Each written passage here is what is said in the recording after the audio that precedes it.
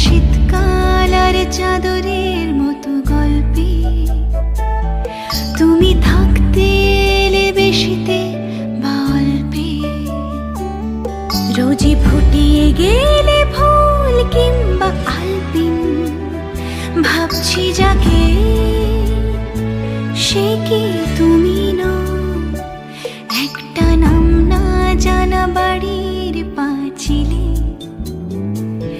জানি দেখা না দিয়েও তুমি ছিলে। একটা নাম না জানা বাড়ির পাঁচিলে জানি দেখা না দিয়েও তুমি ছিলে। আর ইচ্ছে হলে